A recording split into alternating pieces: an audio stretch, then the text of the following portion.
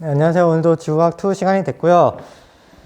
자, 우리 저번 시간까지 뭐에 대해서 배웠냐면 지구 내부 구조를 연구하는 방법에 대해서 배웠는데 그 중에서 간접적으로 지구 내부를 알 수 있는 이 지진파를 이용하는 방법에 대해서 계속 배우고 있었습니다. 그래서 지진파의 종류에 대해서 저번 시간에 얘기를 했고 이번 시간에는 PSC라는 거를 볼 거예요. PSC. 오늘도 여러분들 부담스럽지 않게 짧게 할 겁니다. 자, PSC가 뭐냐? 지진파의 P파와 S파의 도달 시간의 차이를 PSC라고 불러요.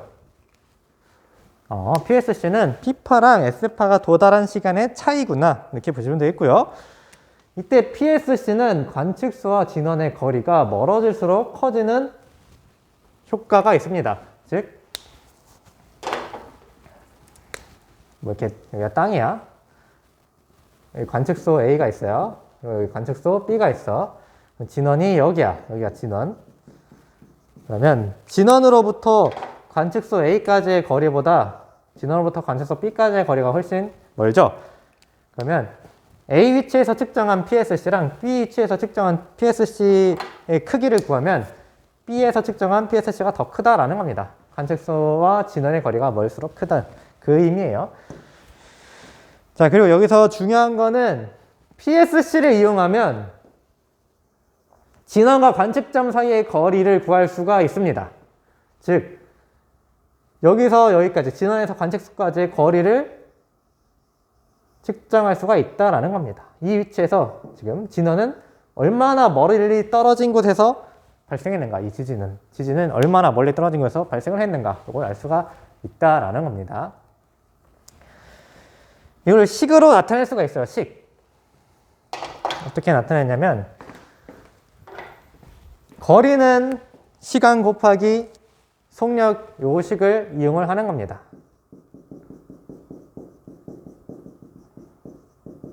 자, PSC는 결국에 시간이에요.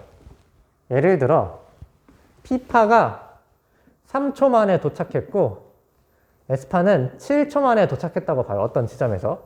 그럼 P파랑 S파의 도달 시간 차이는 4초가 되는 거예요. 4초. 그래서 PSC는 결국에 어떤 시간 단위의 시간이라는 그 단위를 갖는 건데 PSC를 알기 위해서 우리가 시간은 속력 곱하기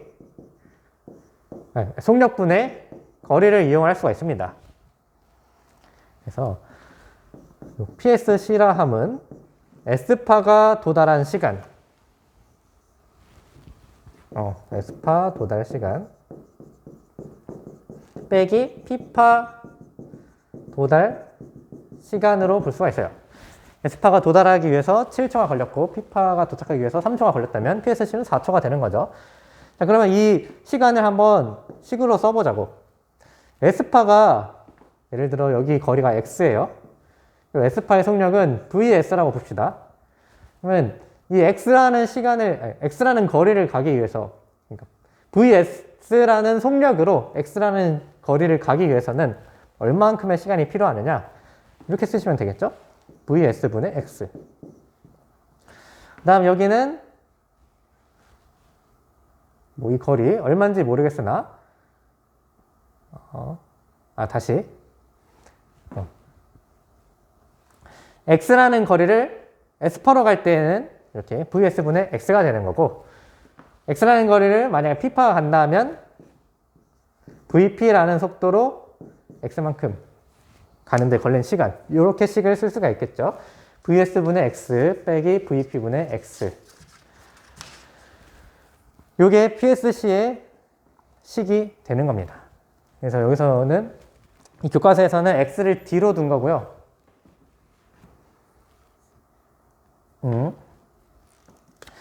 근데 여기서 식이 좀 복잡할 수가 있어서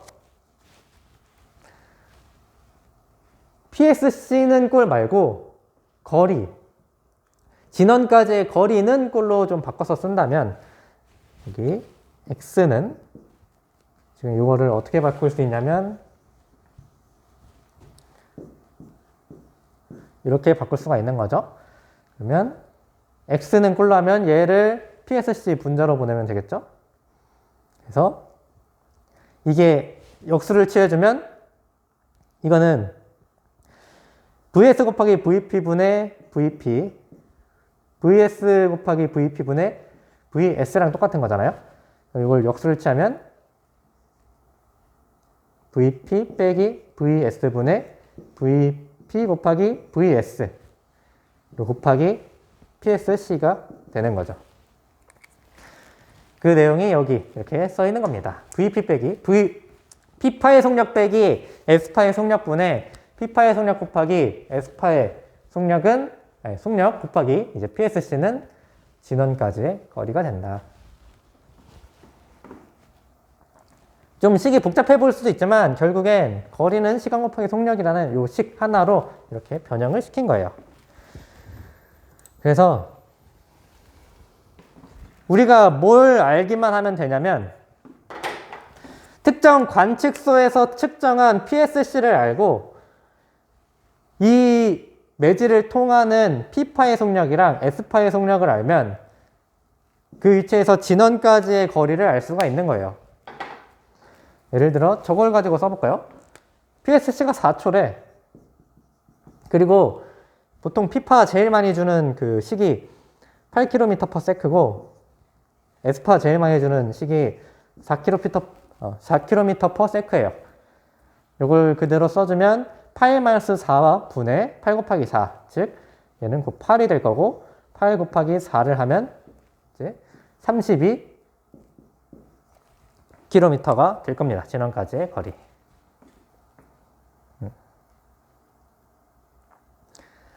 PSC를 알고 그 위치에서의 P파의 속력과 S파의 속력을 알면 진원까지의 거리를 알 수가 있다. 그런 내용이에요.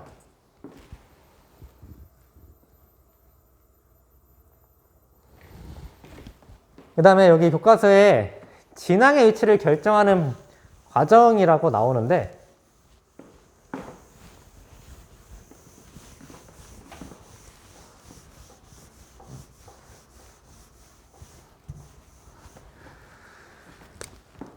어떤 진원이 있고요. 지진이 발생한 지점, 그리고 관측소 A가 있고 관측소 B가 있고 관측소 C가 있어요.